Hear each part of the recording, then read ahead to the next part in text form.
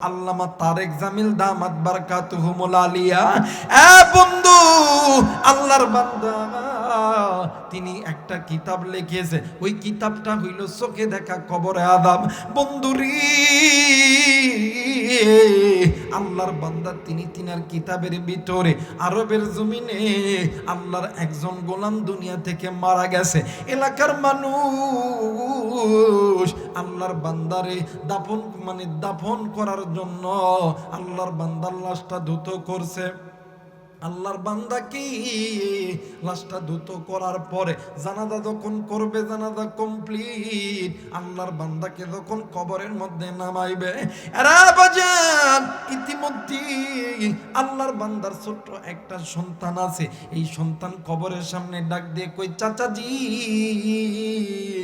আপনারা তো আমার বাবারে এই কবরের মধ্যে দাফন করবেন গো বাবা। ডাক দিয়ে কই, জি বাবাজি এই কবরের মধ্যে দাফন করব। ডাক দিয়ে কই, চাচা গো এই কবরটা আমি একটু চেক করব। ডাক দিয়ে কই, বাবা গো কেন তোমরা কবর চেক করবা বলো না? ডাক দিয়ে কই, চাচা জি এই কবর কেমন জানি ভয়ঙ্কর লাগে, এই কবরের মধ্যে কেমন জানি গর্ত দেখা যায়।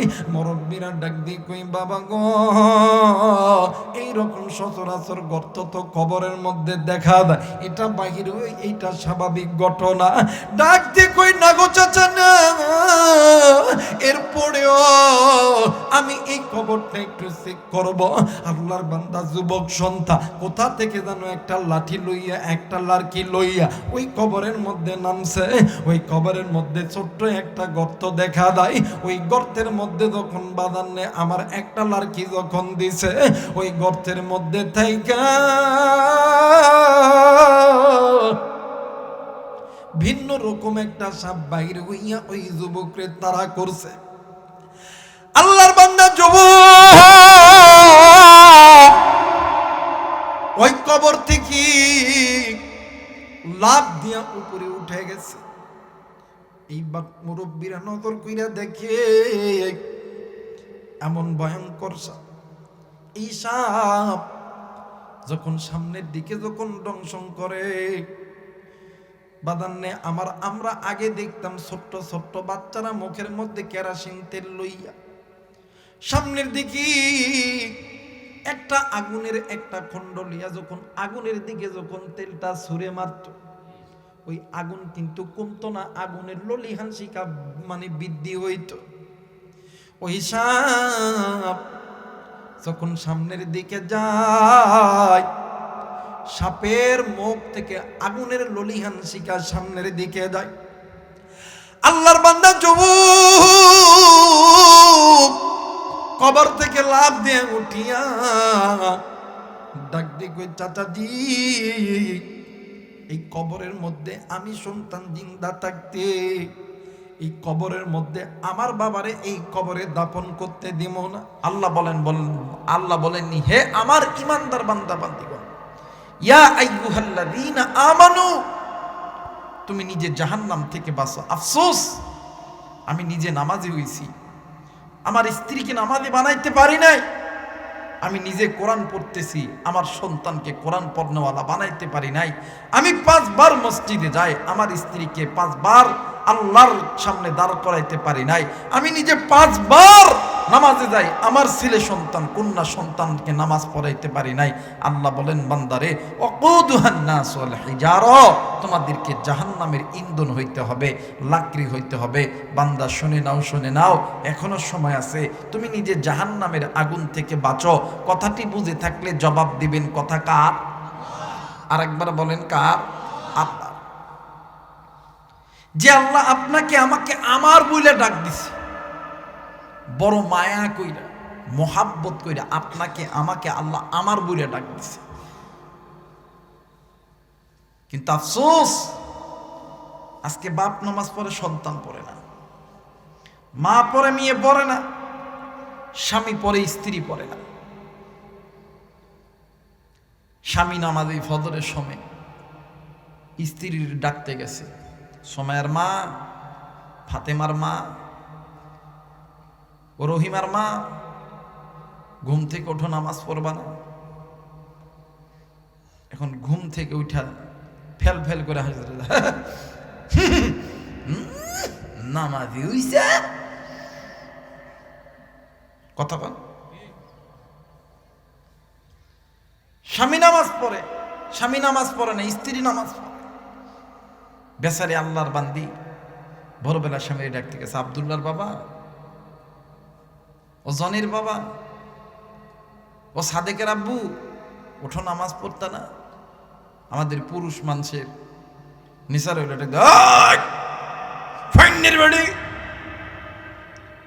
ডিস্টার্ব করস ঘুমের কথা বল। যে ঘরের মধ্যে স্বামী স্ত্রী নামাজি, যে ঘরের মধ্যে স্বামী স্ত্রী গুনাহ ছাড়বে, যে ঘরের মধ্যে স্বামী স্ত্রী নামাজি হবে, ওই ঘরটা হবে আল্লাহওয়ালা ঘর। আর যে ঘরের মধ্যে স্বামী স্ত্রী গুনাহ করবে, যেই ঘরের মধ্যে স্বামী স্ত্রী বেনামাজি হবে, যেই ঘরের মধ্যে স্বামী স্ত্রী গুনাহ ছাড়তে পারবে না, ওই ঘরটা কোনোদিন আল্লাহর রহমত আসতে পারে। আজকে আমার আফসোস লাগলো, 3 দিন ব্যাপী ঐতিহাসিক মহাসম্মেলন, এখানে অনেক মুরব্বী এসেছেন, কিন্তু আফসোস আপনার নাতি, আপনার ছেলেকে আপনি জান্নাতের বাগানে বসাইতে পারলেন না। আপনি কি মনে করছেন আপনি একাই নামাজ পড়ে জান্নাতে যাবেন? আপনি একাই রোজা করে জান্নাতে যাবেন? হাসরের ময়দান যেদিন কায়েম হবে, আল্লাহ তাআলা আপনার আমার মতন ইমানদার হাজী সাহেবদেরকে, 5 ওয়াক্ত নামাজীদেরকে আল্লাহ বলবো, যান বাজান আপনারা জান্নাতে চইলা যান। আপনাকে আমি যখন জান্নাতের দিকে যাব, আপনার আমার এই সন্তান, ছেলে সন্তান, কন্যা সন্তান, আপনার আমার হাত পা ধরে যখন ঝোকাঝুকি করবে, দাদা, আব্বা, ভাইয়া আমিও জান্নাতে যাব, আল্লাহ বলবে ফেরেশতারা রে, ওই জায়গায় কি হয়? ফেরেশতারা বলবে, আল্লাহ যারে আপনি জান্নাতে দিছেন, এর ভাই, এর বোন, এর সন্তানগুলো ওই জায়গায় ঝামেলা পাকাইতেছে। আল্লাহ কইব ওদেরকে ডাক দাও। ডাক দেখে ইমানদার, তোমারে যে আমি কইলাম যে তুমি জান্নাত যাও, তো এই জায়গায় গ্যাঞ্জাম কি?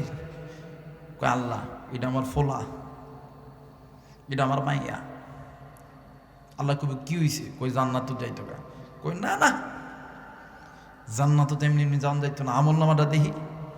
আমল নামা সর্বপ্রথম ছেলে অথবা মেয়ের আমল নামা আল্লাহ যখন হাতিরা ডাক দিয়ে করব, আল্লাহ দেখব বাবাখোর, গাঞ্জাখোর, নামাজ নাই, রোজা নাই, ইসলাম বিদ্বেষী, কোরআন বিদ্বেষী, মা বাবার খেদমত করে না, নাফরমান, মা বাবার কথা শোনে না।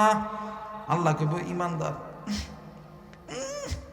দেখি তো মাইয়াটা মাথায় কাপড় নাই, পর্দা নাই, রন্না নাই, পাতলা কাপড়, নামাজ নাই, স্বামীর খেদমত নাই, স্বামীর লগে ভালো সম্পর্ক রাখে না, 5-7টা ছেলের সঙ্গে ডেটিং। আল্লাহ কইব হাজী সাহেব, ও ইমানদার সাহেব, তোমার জন্য আমি আল্লাহ যে জান্নাতের দরজা খুলে দিছিলাম, ওই জান্নাতের দরজাটাও তোমার জন্য বন্ধ। তুমি যাও, তোমার জন্য আমি আল্লাহর জান্নাত না, তোমার জন্য আমি আল্লাহর জাহান্নাম।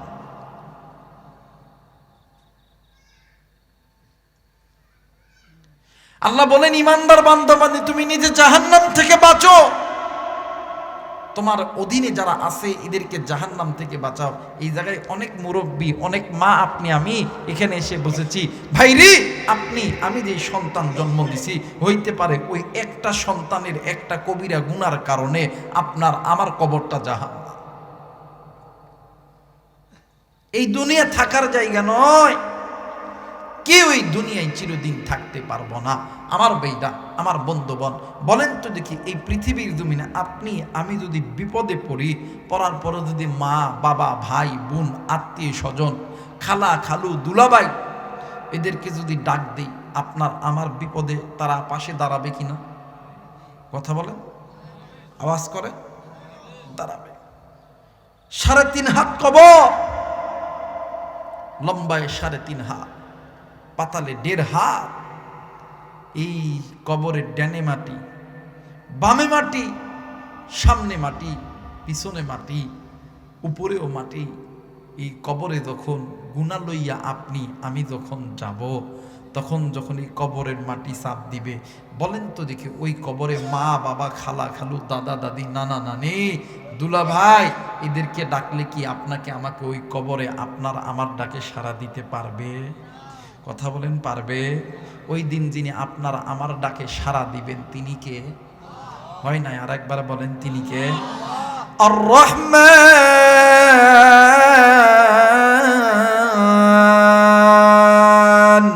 আল্লামাল কুরআন খালাকাল ইনসানা আল্লামাহুল বায়ান।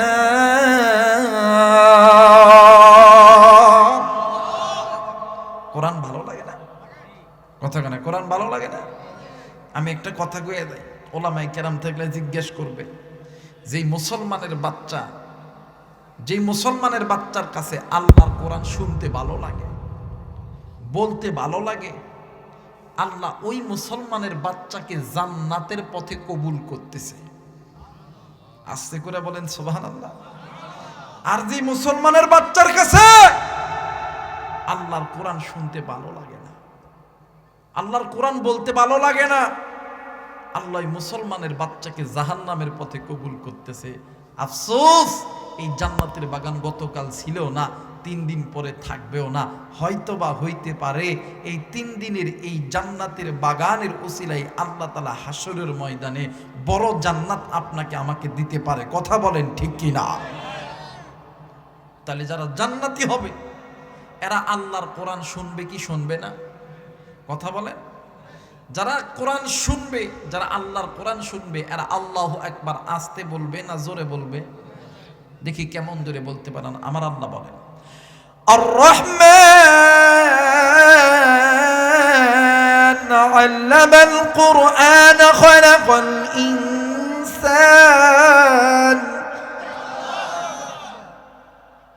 আল্লামাহুল বায়ান।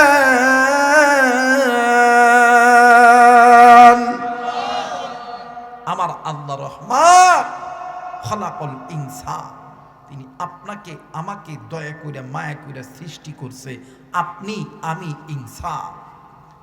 আল্লামাহুল বায়ান, এই তো কথা বলতেছি, কথা বলার যোগ্যতা যিনি দিবেন তিনি কে? আরেকবার বলেন তিনি কে?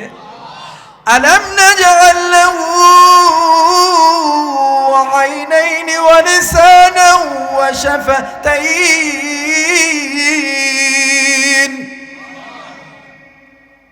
এই যে সৌন্দর্য, সুন্দর কান, সুন্দর নাক, সুন্দর ঠোঁট, সবকিছু যিনি দিছেন তিনি কে?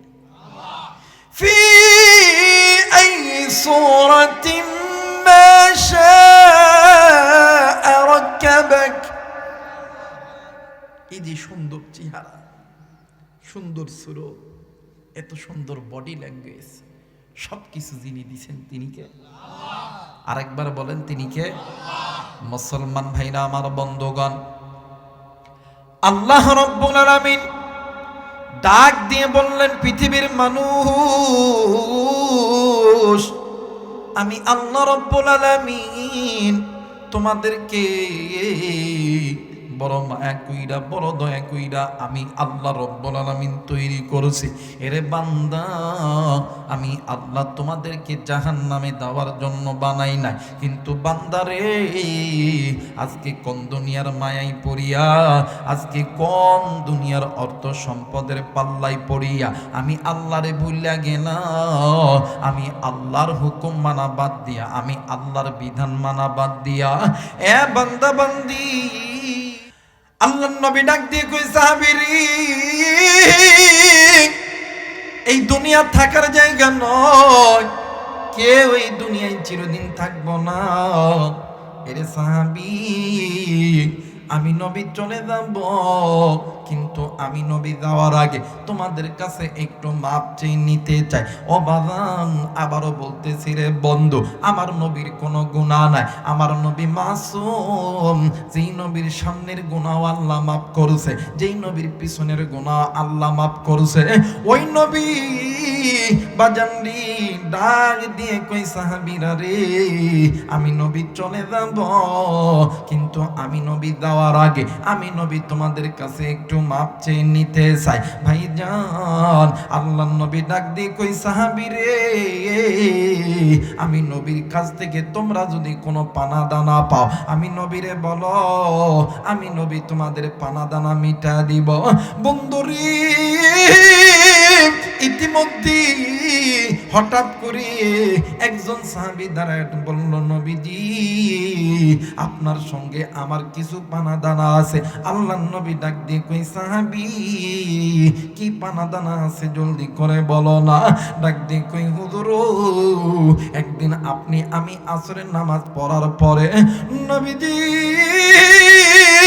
ইয়া রাসূলুল্লাহ, ইয়া হাবিবাল্লাহ, নবী গো, আমি বলতেছি আমরা যখন বাজারের দিকে যাইতেছিলাম, হঠাৎ কইরা নজর কইরা দেখি আপনার কাছে একজন ভিক্ষুক ব্যক্তি, মানে একজন ভিক্ষুক ব্যক্তি আপনার সামনে হাত পাতছিল।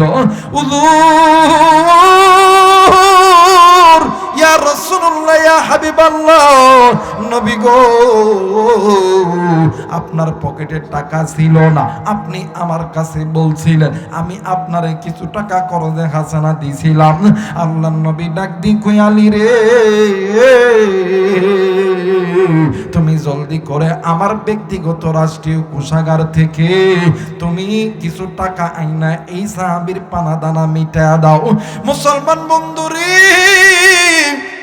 হযরত আলী রাদিয়াল্লাহু তাআলা দৌড় দিয়া বাড়ির দিকে চইলা গেছে, নিজের রাষ্ট্রীয় কোষাগার থেকে টাকা পয়সা যা ছিল সব আনছে। আনার পর আল্লাহর বান্দা হযরত আলী রাদিয়াল্লাহু তাআলা আনহু নবীর হাতে দিয়ে দিছে।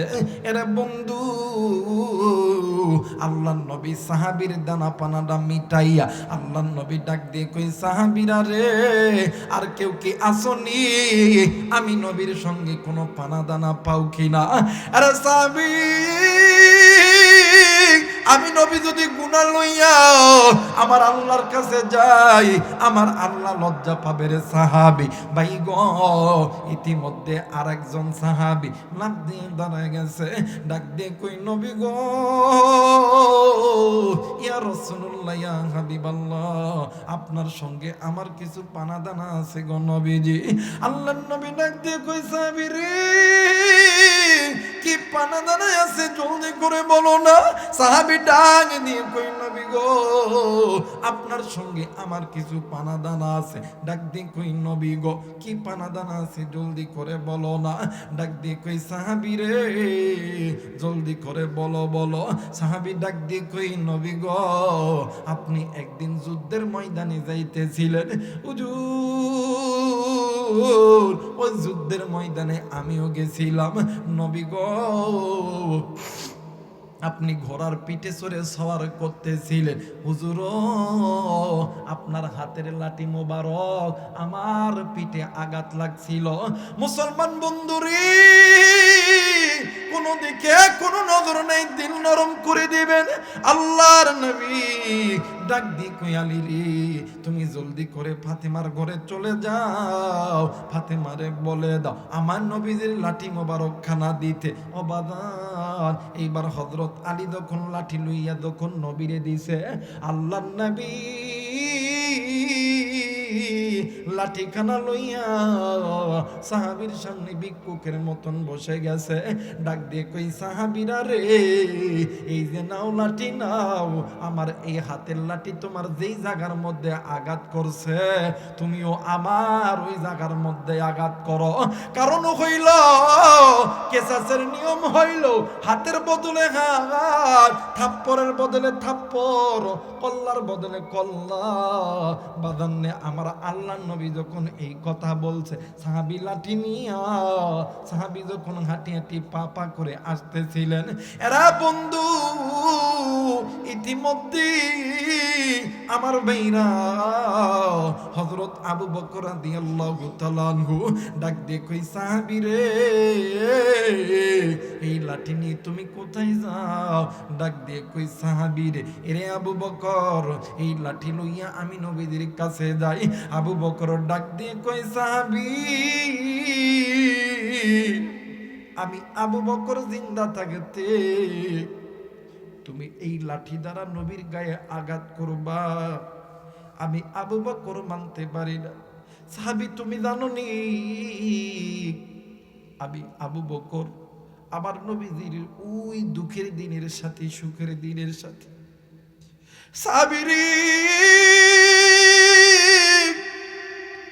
আমি আমার নবীজির হেরা গুয়ার সাথে, আমি আমার নবীজির হিজরতের সাথে, আমি আবু বকর জিন্দা থাকতে আমার নবীর পিঠে পাথর এই লাঠির আঘাত করবা, আমি আবু বকর সহ্য করতে পারি না। আল্লাহর নবী ডাক দিয়ে কই, সাহাবী আবু বকর তুমি এখান থেকে সরে দাঁড়াও, কারণ তুমি কি চাও আমি নবীজি গুনাহ লইয়া আল্লাহর কাছে যাই? একটু আওয়াজ করে বলেন আল্লাহু আকবার। যেই নবীর কোনো গুনাহ নেই ওই নবী জাহান্নামের ভয়ে ডুকরে ডুকরে কান্দে। হযরত আবু বকর সরে গেছে, হযরত ওসমান রাদিয়াল্লাহু তাআলা সামনে দিয়ে দাঁড়ায় গেছে। ডাক দিয়ে কই, সাহাবী তুমি যদি মনে কর আজকের দিন তুমি যা চাইবা আমি তাই দিব, তুমি যদি বলো আমি ওসমানের যত সম্পদ আছে আমি সব সম্পদ দিতে রাজি, কিন্তু আমি ওসমান জিন্দা থাকতে আমার নবীর গায়ে এই লাঠির আঘাত লাগতে দিব না। আওয়াজ করে বলেন আল্লাহু আকবার। এই সাহাবী আমি ওসমান জিন্দা থাকতে এই লাঠির আঘাত নবীর গায়ে লাগতে দেব না। যেই নবীর সামনের গুনাহ মাপ পিছনের গুনাহ মাপ গুনাহ নাই, ওই নবী ডাক দিয়ে কই, সাহাবীরে আমার হাতের লাঠি তোমার পিঠে লাগছে, এইটা যদি আল্লাহর কাছে যায়, আমার আল্লাহ যদি আমারে বলে বন্ধু কেসাসের নিয়ম কোরআনের নিয়ম হলো হাতের বদলে হাত, থাপ্পড়ের বদলে থাপ্পড়, তোমার এই লাঠির আঘাত এক সাহাবী ভাইয়ের গায়ে লাগছে, এ নবী গো ও সাহাবী, ওই সময় আমি নবী আল্লাহর কাছে কি জবাব দিব? আমার ভাইরা আল্লাহ নবী ডাক ডেকে সাহাবীরে যাও সরো, বলা তো যায় না, কখন আবার জিবরাইল আইসা আমার জান কবজ করে, আর আপনি আমি জান কবজ করার তো ভয় নাই, গুনাহ তো করি নিজ ইচ্ছা, আর মিথ্যা কথা বলে এটা তো কোনো গ্যারান্টি নেই, দমে দমে মিথ্যা কথা। নামাজ তো দিনের মধ্যে 5 ওয়াক্ত নাই। আবার এমনও লোক আছে আমাদেরকে বলে, হুজুর আমরা আল্লাহর কাছে চাই আল্লাহ দেয় না, তাই নাকি? কহা আমি কই কেমনে চান? আল্লাহ টেহা দেন, পয়সা দেন, দিন দেন, জমি দেন, জায়গা দেন, বিল্ডিং দেন, আল্লাহ চাই আল্লাহ দেয় না। আমি আবার এদেরকে বলি যে আল্লাহ সিটার চিনে, বাটপার চিনে, বিদায় দেয়। হুজুর সিটার আর কই করলাম? আমি কই আচ্ছা কত দিয়ে আজকে শুক্রবার দিন? কহ আচ্ছা তুই সত্যি করে কথা কইবি তো? হুজুর একটা আয়াত কইছে ইয়াকা না'বুদু ওয়া ইয়াকা নাস্তাইন। কহ হুজুর কইছে কইছে, তোর কাছে ফোন আছে, কহ একটা কোরআন শরীফ ডাউনলোড দে, দিয়ে দেখ তো ইয়াকা না'বুদু ওয়া ইয়াকা নাস্তাইন এটার বাংলা তরজমা কি? কই হুজুর আমরা আল্লাহরই ইবাদত করি, আল্লাহর কাছেই চাই। আমি কই এটাই তো লিখছে? কই হ্যাঁ। আমি কই কত দেখি? আজকে জুম্মার নামাজের পর থেকে এই যে আসর গেল, মাগরিব গেল, কত দেখি এই 2 ওয়াক্তে কয় ওয়াক্ত তুই তোর মাথা আল্লাহর ঘর মসজিদে লইছস? হুজুর বইছি বইছি, আপনার হুজুর একটাই নামাজ পড়া, নামাজ পড়ো, নামাজ পড়া। বাইরে কারো কাছ থেকে কিছু নিতে হলে তার আগে কিছু দিতে হয়, কথা কথা। কারো কাছ থেকে কিছু নিতে হলে তারে আগে দিতে হয়, কারণ চাওয়ার মতন চাইতে জানলে খালি হাতে ফিরে না। মুসলমান ভাইরা আমার, বন্ধুগণ, আল্লাহর নবী ডাক দিয়ে কই, সাহাবী তোমরা জলদি করে সরে যাও। অবাদান সাহাবী হাঁটি হাঁটি পা পা করে যখন আসতেছে, বাবাজি ইতিমধ্যে হযরত ওমর ইবনুল খাত্তাব রাদিয়াল্লাহু তাআলা আনহু তরবারি ক্রসমুক্ত করিয়া, আল্লাহর বান্দা সাহাবী বৃদ্ধ মানুষ, দাড়ি বাঁকা মানুষ, ওই সাহাবীর সামনে হযরত ওমর দাঁড়ায় গেছে। বাদান্নে আমার হযরত ওমর রাদিয়াল্লাহু তাআলা আনহু ওই তরবারি নইয়া দাঁড়ায় গেছে। ডাক দিয়ে কই, সাহাবী তুমি ওই হাতের লাঠিখানা জমিনে ফেলে দাও, এই তো তরবারি নাও, আমি ওমর কল্লা পেতে দিলাম, তুমি আমার কল্লাটা গর্দান থেকে আলাদা করো, আমি ওমর কল্লা দিতে রাজি, কিন্তু আমি ওমর জিন্দা থাকতে এই লাঠির আঘাত নবীর গায়ে লাগতে দেব না। আল্লাহর নবী ডাক দিয়ে কই, আলী রে, সাহাবীদেরকে আমার দিকে তাকাইতে বলো। ডাক দিয়ে কই, সাহাবী রে, তোমরা কি আমি নবীরে সত্যি ভালোবাসো? ডাক দিয়ে কই, নবী গো যদি সত্যি ভালোবাসি। ডাক দিয়ে কই, সাহাবী রে কেমন ভালোবাসো? ডাক দিয়ে কই, নবীজি গো আমরা আমাদের নিজের জীবনের চাইতে, আমরা আমাদের স্ত্রী সন্তানের চাইতে, আমরা আমাদের মা বাবা ভাই বোনদের চাইতে আপনি নবীরে বেশি ভালোবাসি।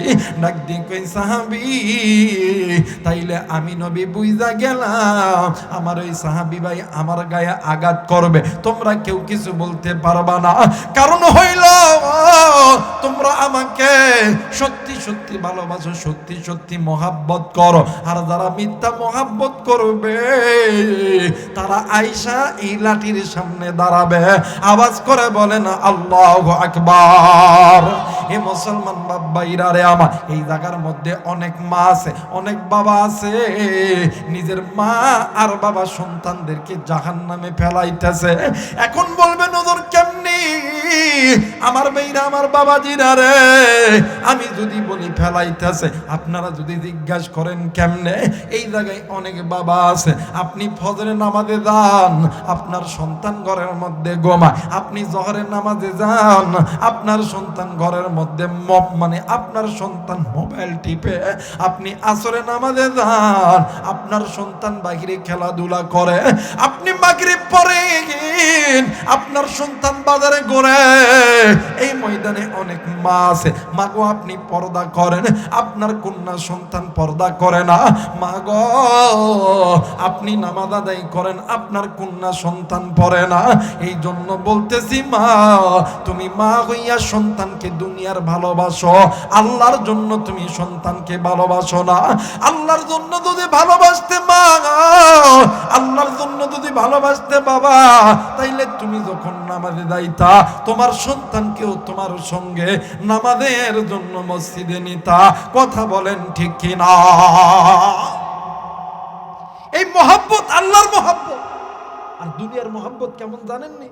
এই জায়গায় যদি কারো সন্তান থাকে, আমি হুজুর তোর বাপের সামনে একটা থাপ্পড় মারি, এই অত্র এলাকার এই খিলগাঁওয়ের যতগুলা ঘর আছে, বাড়ি আছে, একটা বাড়ির লাঠিও ঘরের মধ্যে থাকবে না, সব রাস্তা থাকবে হুজুর মারছে। কথা কয় নাকি? এই মহব্বত দুনিয়ার মহব্বত। আমার পেটা মারলো, হুজুর দেখে গেলাম, আমার এলাকার ছেলেরা মারছে, ও মা চলো ফড়াই দি, পিড়াই দি। তোমার এলাকার ছেলে যে নামাজে যায় না, তুমি নামাজ পড়ো, কই একজনও তো কও নাই এই তুই নামাজে যাস না। কথা কন জোরে কন। এই ভালোবাসা, আপনি মার বাবা সন্তানকে খুব মহব্বত করে, সন্তানকে মারলে কেউ গালি দিলে আপনি মা বাবা রাগ কইরা আর আবার নামাজছে, কিন্তু আপনার কষ্ট লাগছে, কিন্তু আপনার ওই সন্তানকে যখন আল্লাহ তাআলা হাসরের ময়দানে যখন জাহান্নামের আগুনে জ্বলাবে, আপনি মা আপনি বাবা কেমনি সহ্য করবেন? আমার বুঝে আসে না, আমার বুঝে আসে না। আপনি মা আপনি বাবা কেমনি করে সহ্য করবেন যখন আল্লাহ তাআলা আপনার সন্তানকে যখন জাহান্নামের আগুনে জ্বালাবে।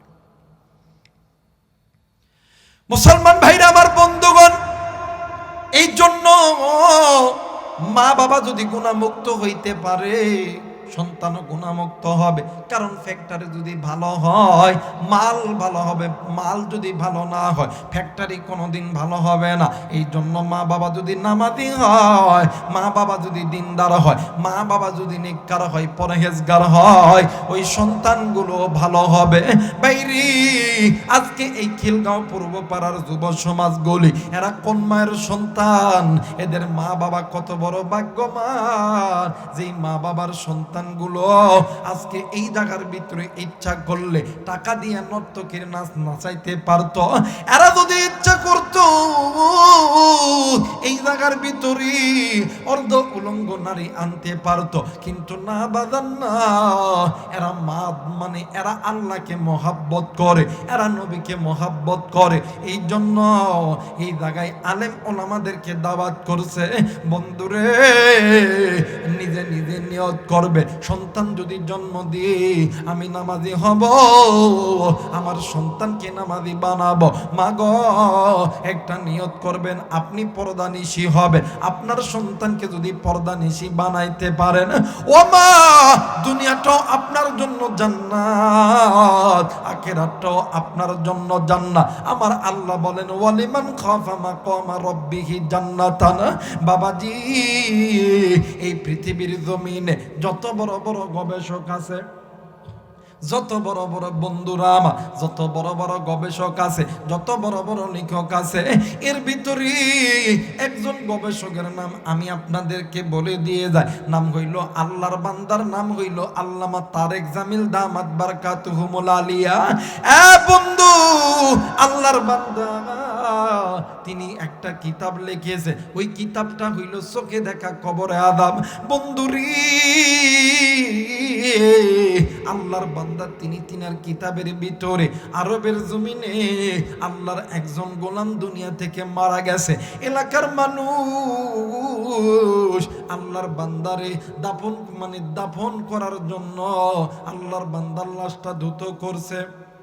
আল্লাহর বান্দা কি লাশটা ধুত করার পরে জানাজা যখন করবে, জানাজা কমপ্লিট, আল্লাহর বান্দাকে যখন কবরের মধ্যে নামাইবে, এরা বাজান ইতিমধ্যে আল্লাহর বান্দার ছোট্ট একটা সন্তান আছে, এই সন্তান কবরের সামনে ডাক দিয়ে কই, চাচাজি আপনারা তো আমার বাবারে এই কবরের মধ্যে দাফন করবেন গো বাবা। ডাক দিয়ে কই, জি বাবাজি, এই কবরের মধ্যে দাফন করব। ডাক দিয়ে কই, চাচা গো, এই কবরটা আমি একটু চেক করব। ডাক দিয়ে কই, বাবা গো, কেন তোমরা কবর চেক করবা বলো না? ডাক দিয়ে কই, চাচা জি, এই কবর কেমন জানি ভয়ঙ্কর লাগে, এই কবরের মধ্যে কেমন জানি গর্ত দেখা যায়। মুরব্বিরা ডাক দিয়ে কই, বাবা গো, এইরকম সচরাচর গর্ত তো কবরের মধ্যে দেখা যায়, এটা বাহির, এইটা স্বাভাবিক ঘটনা। ডাক দিয়ে কই, না গো চাচা না, এরপরেও আমি এই কবরটা একটু চেক করব। আল্লাহর বান্দা যুবক সন্তান কোথা থেকে যেন একটা লাঠি লইয়া, একটা লাঠি লইয়া ওই কবরের মধ্যে নামছে। ওই কবরের মধ্যে ছোট্ট একটা গর্ত দেখা যায়। ওই গর্তের মধ্যে যখন বাদান নেই, আমার একটা লাঠি যখন দিছে, ওই গর্তের মধ্যে থাইকা ভিন্ন রকম একটা সাপ বাইর হইয়া ওই যুবকরে তাড়া করছে। আল্লাহর বান্দা যুবক ওই কবর থেকে লাফ দিয়া উপরে উঠে গেছে। এইবার মুরব্বীরা নজর কইরা দেখে এমন ভয়ঙ্কর সাপ। এই সাপ যখন সামনের দিকে যখন দংশন করে, বাদান্নে আমরা আগে দেখতাম ছোট্ট ছোট্ট বাচ্চারা মুখের মধ্যে কেরাসিন তেল লইয়া সামনের দিকে একটা আগুনের একটা খণ্ড লিয়া যখন আগুনের দিকে যখন তেলটা ছুঁড়ে মারত, ওই আগুন কিন্তু কমতো না, আগুনের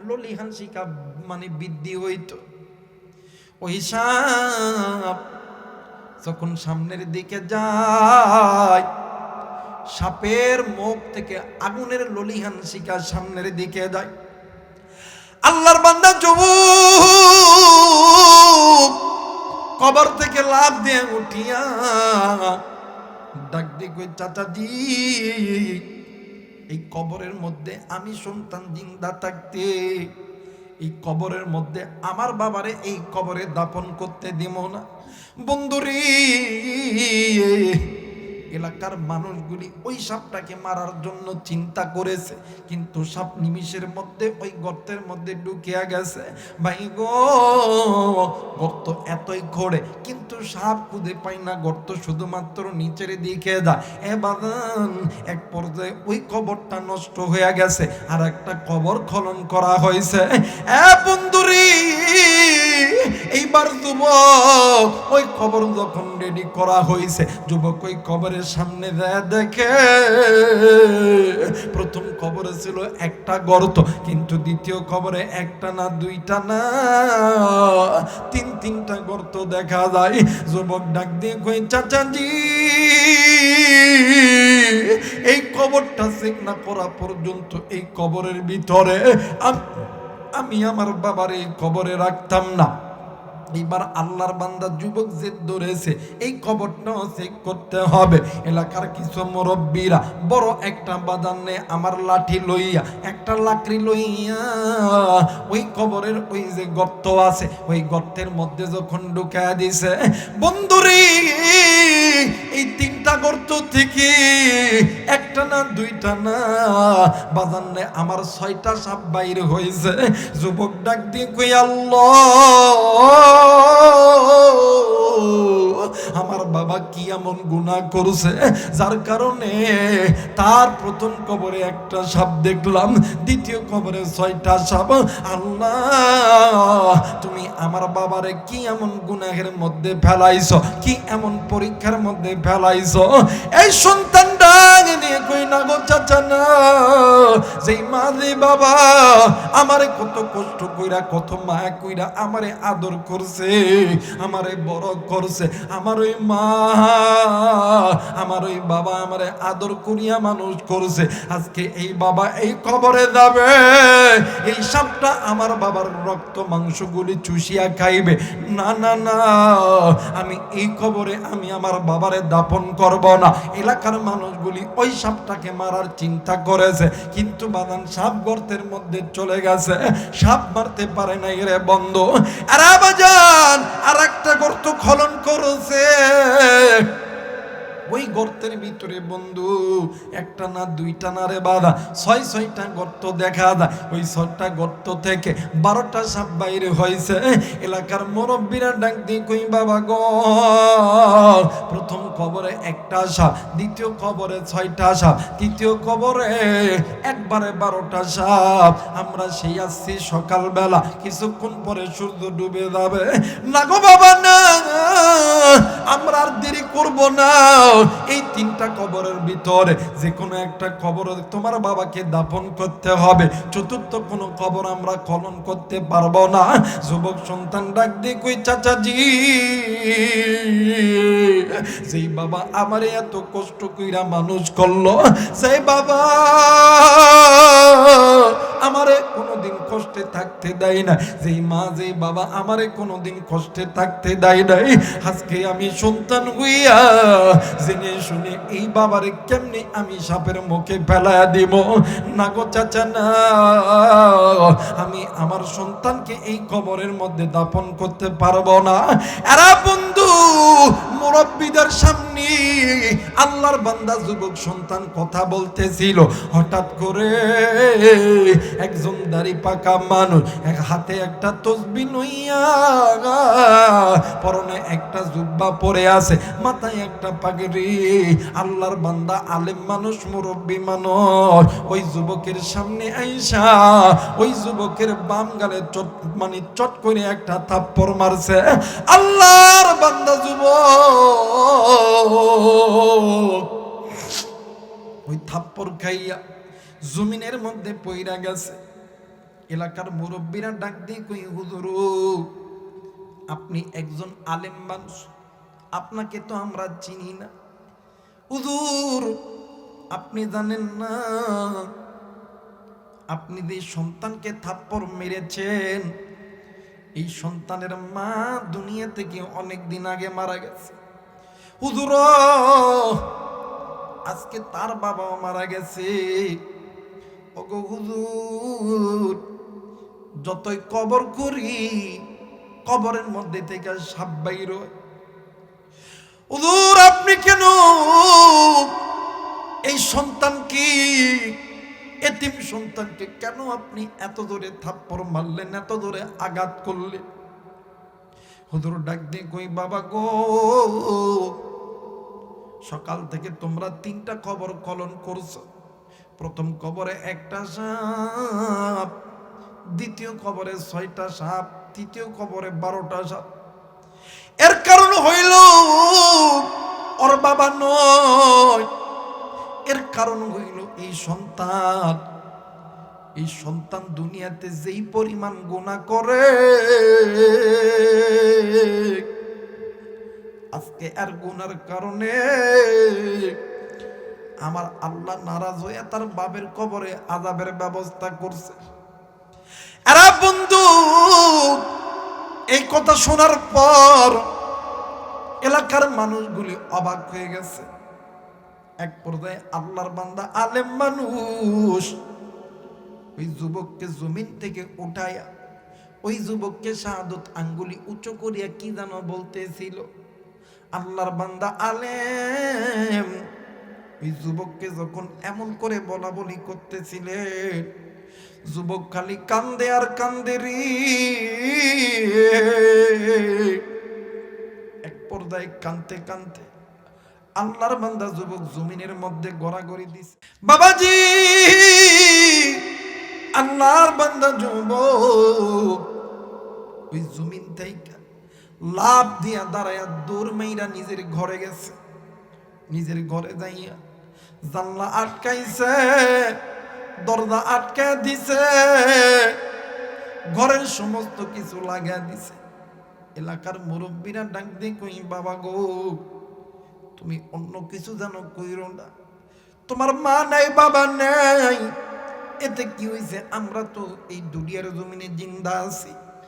এলাকার মানুষগুলি যুবকের ঘরের চারিদিক দিয়ে ঘেরাও করে নিছে। ডাক দিয়ে কই, বাবা তুমি দরজা খোলো, ও বাবা তুমি দরজা খোলো। যুবক কারো কথা শোনে না, ঘরের মধ্যে কথা কই না। একজন ব্যক্তি বাজান না আমার জানলার ভিতরে জোরে জোরে ধাক্কা দিয়ে জানলাটা কইলা দেখে। আল্লাহর বান্দা যুবক ঘরের মধ্যে যাইয়া পুরাতন কাপড় গুলি খুইলা নতুন কাপড় পরিয়া যাই নামাজ পাতাইয়া আল্লাহর বান্দা যুবক নামাজে দাঁড়ায় গেছে। নামাজ শেষ করার পর আল্লাহর বান্দা যুবক 2 হাত উঁচু করিয়া ডাক দিয়ে কই, মালিক, আল্লাহ গো, আল্লাহ আমার গুনার কারণে নাকি আমার বাবার কবরে আযাব গো আল্লাহ। ও মালিক, আমি তোমার কাছে বলতেছি, বান্দা যত গুনাহ করুক না কেন, বান্দার গুনার চাইতে নাকি তোমার রহমতের দরজা অনেক বড় আল্লাহ। আল্লাহ আমি গুনাহ করছি, ভুল করেছি, ও মেরে আল্লাহ, আমি আর জীবনে কোনদিন গুনাহ করব না। আল্লাহ তুমি আমারে মাফ করিয়া দাও। এই কথা বলিয়া যুবক নামাজের মুসল্লাই ডুকরে ডুকরে কান্দে। দেখো না রে ভাইজান, বান্দা যে গুনাহ করার পরে বান্দা নিজের ভুল বুঝিয়া আল্লাহর কাছে তওবা করলে আল্লাহ কেমন করে বান্দারে মাফ করিয়া দেয়। আল্লাহর বান্দা যুবক ডাক দিয়ে কই, আল্লাহ আমি গুনাহ করছি, আল্লাহ আমি ভুল করছি রে আল্লাহ। আল্লাহ আমার গুনার বোঝা কেন আমার বাবা টানবে আল্লাহ? না গো আল্লাহ না, তুমি আমারে মাফ করিয়া দাও। ও মালিক, তুমি যদি মাফ না করো কার কাছে যাবো, কে আমার গুনাহগুলো মাফ করবে রে আল্লাহ। এরা বাজান এই জায়গায় অনেক মুরব্বী আছে, অনেক কলিজার টুকরা যুবক আছেন, অনেক মা আছেন, অনেক বাবাই আছেন। এই মাইকের আওয়াজ যেই পর্যন্ত যাবে বাদান আমার এমন কোন মানুষ নাই, আপনি আমি আপনার আমার মধ্যে গুনাহ নাই। কেউ ইচ্ছাই করেছে, কেউ অনিচ্ছাই করেছে, কেউ চোখের গুনাহ করছে, কেউ হাতের গুনাহ করছে, কেউ নফসের গুনাহ করছে, কেউ ইচ্ছাই করছে, অনিচ্ছাই করছে। গুনাহ ছাড়া কোনো মানুষ নাই। আরে বন্ধু, আমার আল্লাহ যদি ইচ্ছা করতো তোমার আমার গুনাহের কারণে তোমার আমার চক্ষুটা তো অন্ধ করিয়া দিতে পারতো। এই যে হাতটা দিয়া গুনাহ করি, আল্লাহ তো ইচ্ছা করলে হাতটাও তো লুলা বানাইতে পারতো। ভাই গো, এই তো জবান দিয়া নিমিষে নিমিষে মিথ্যা কথা বলি, ফাহিশা কথা বলি। আল্লাহ যদি ইচ্ছা করতো এই জবানটাও তো আল্লাহ বন্ধ করিয়া দিতে পারতো। বন্ধু, এই পায়ে হাইটা তুমি আমি যে গুনাহ করি, আল্লাহ যদি ইচ্ছা করতে পাটাও তো আমার আল্লাহ পঙ্গু করিয়া দিতে পারতো। কিন্তু না গো বাদান না, আমার আল্লাহ দয়ার আল্লাহ, আমার আল্লাহ মায়ের আল্লাহ, আমার আল্লাহ এরপরেও তোমার আমার উপরে রাগ হয় নাই। যুবক ডাক দিয়ে কই, আল্লাহ তুমি যদি মাফ না করো কার কাছে যাবো? কে আমাদের গুনাহ মাফ করবে রে আল্লাহ? আল্লাহ তুমি আমাদের গুনাহগুলোকে মাফ করিয়া দাও। আমার দয়ার আল্লাহ, আমার মায়ের আল্লাহ, যুবকের দোয়া কবুল করিয়া যুবকের বাবার যেই গর্ত ছিল, কবরের যেই খন্দক ছিল, যেই গর্তগুলো ছিল, আমার আল্লাহ ওই গর্তগুলো নিমিষের মধ্যে মুছা দিছে। আওয়াজ করে বলেন আল্লাহু আকবার। মুসলমান ভাইরা আমার, বন্ধুগণ, এই জন্য তওবা করতে হবে আল্লাহর কাছে। এই জায়গায় অনেক মুরব্বী আছেন, বাদান্নি আপনার তো বয়স কম হয় না। যুবক ভাইরে তুমিও মনে রাখো, তোমারও কিন্তু বয়স কম হয় না। প্রত্যেকটা মানুষের পিছনে আমরা যারা আছি সবার পিছনে কিন্তু মালিকুল মউত দাঁড়ায় আছে। আল্লাহর হুকুম যখন হবে রে, এই ময়দান থেকে তুমিও না যাইতে পারো, আমিও না যাইতে পারি। আজরাইল যখন পাকড়াও করবে, তুমি আমি মৃত্যু থেকে কেউ বাঁচতে পারবো না। এই জন্য বাজানে আমার আল্লাহর কাছে তওবা করতে হবে। একটাবার মায়া কইরা ডাক দেন না, বলেন না আল্লাহ। হয় নাই, ডাক দেন না, বলেন না আল্লাহ। আরেকবার ডাক দেন না, বলেন না আল্লাহ। আরেকবার ডাক দেন না, বলেন না আল্লাহ। আমার বীর আল্লাহর কাছে মাফ চাইতে হবে, তওবা করতে হবে। আল্লাহর কাছে মাফ চাইলে কোনদিন আল্লাহ বান্দাকে খালি হাতে ফেরত দিবে না। কথা বলেন, দিবে? এই জায়গায় অনেকে আছেন, জানি না কার জানি মা নাই, কার জানি বাবা নাই। আজকে আপনি আমি যখন বাড়ির থেকে যখন এই জান্নাতের বাগানে আসি, কার মা জানি ডাক দিয়ে কই, বেটা রে, এ বেটা আমি মায়ের কবরে আযাব হয়, বেটা যা না মুসাফির আলেমদের হাতে হাত রেখে দোয়া করলে আল্লাহ কবরে আযাব মাফ মাফ মাফ করে দিবে। বেটা যা, আমি মায়ের জন্য বাবার জন্য দোয়া কর। আমি মা দুনিয়াতে তোর জন্যই গুনাহ করছি, আমি বাবা তোর জন্যই গুনাহ করছি, নামাজ কাজা করছি, তওবা করতে পারি নাই। এই বেটা আমাদের বদলে তুই একটু দোয়া কর। এই বেটা আমি শুনছি, ওই মা বলে, বেটা রে আমরা শুনছি, যদি কোনো সন্তান দুনিয়াতে জিন্দা থাকা অবস্থায় মা বাবার জন্য মুসাফির ব্যক্তিদের সঙ্গে হাত তুলে আমিন আমিন করে, আল্লাহ সন্তানের দোয়া খালি হাতে ফেরত দেয় না।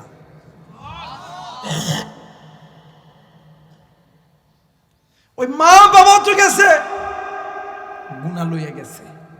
আজকে তুমি আমি সন্তান, ওই মা বাবার জন্য কি দোয়া করলে কি ইজ্জত কমবে না বাড়বে?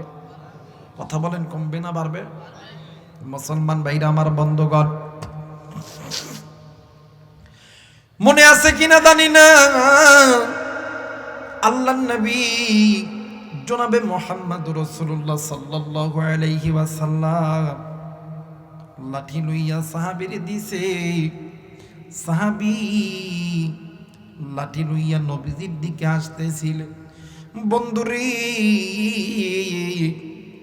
আল্লাহ নবী ডাক দিয়ে কই, সাহাবীরে তুমি জলদি করে এই লাঠির আঘাতটা আমার পিঠে করো। সাহাবী ডাক দিয়ে কই, নবী গো, এই লাঠির আঘাত যেই সময় আপনার পিঠে লাগছিল, ওই সময় আমার পিঠে তো কোনো কাপড় ছিল না। আল্লাহ নবী মুহূর্তের ভিতরে গায়ের চাদরখানা খুনিয়া আল্লাহ নবী পিছনের দিকে দাঁড়ায় গেছে। আল্লাহ নবী যখন গায়ের চাদর খুলছে, সাহাবী নবীদের পিঠের পিছনে দাঁড়ায় আছে। আল্লাহ নবী ডাক দিয়ে কই, সাহাবী রে জলদি করে ওই লাঠির আঘাত তুমি আমার পিঠের মধ্যে করো, কারণ আমি নবীদি গুনাহ লইয়া আল্লাহর জাহান্নামে যাইতে চাই না। আরে গাজীপুর কাপাসিয়ার বাবা দিরারি,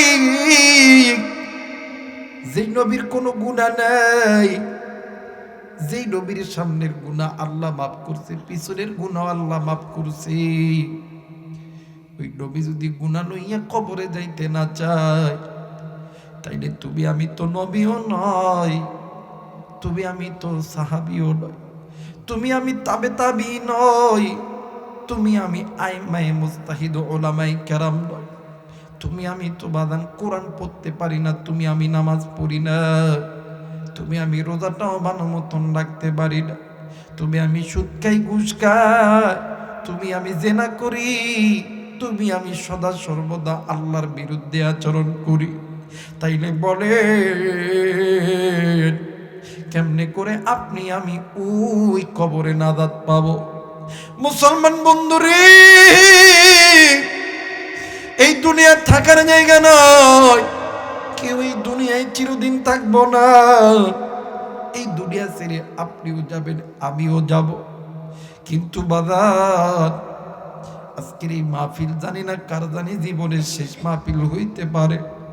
বন্ধুরে, হায়াত থাকলে বাড়িতে যাইতে পারি, না থাকলে নাও যাইতে পারি।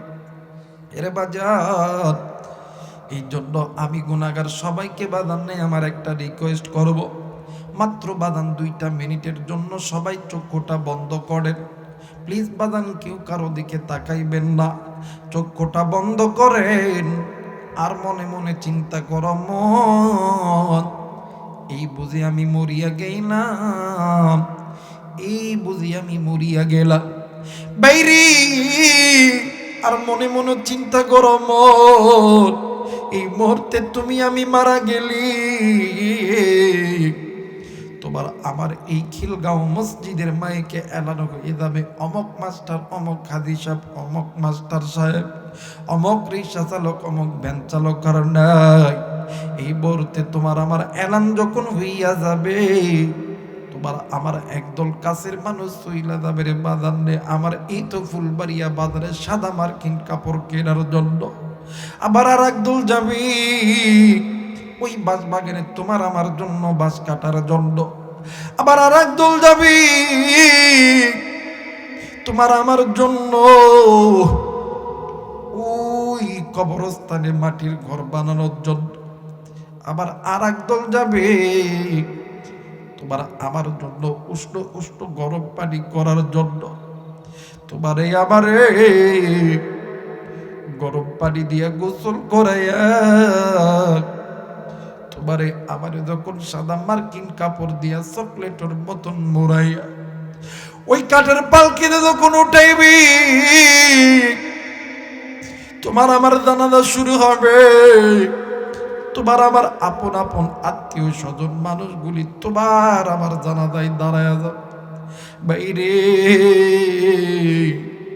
তোমার আমার জানাজা যখন শেষ হয়ে যাবে, তোমার আমার আপন আপন মানুষগুলি তোমার আমার এই পালকি খানা লইয়া 1 পা 2 পা ঘুরিয়া এই অন্ধকার কবরের দিকে যাইতে লাগবে। ওই কবরে যাওয়ার পর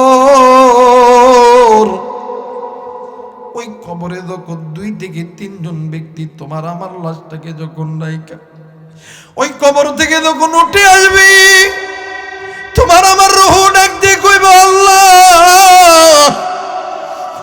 আজকে কই আমার রাইখা গেল, কই কই কই আমার মা কই, আমার বাবা কই, আমার প্রাণের বন্ধু বান্ধব আত্মীয় স্বজন কই।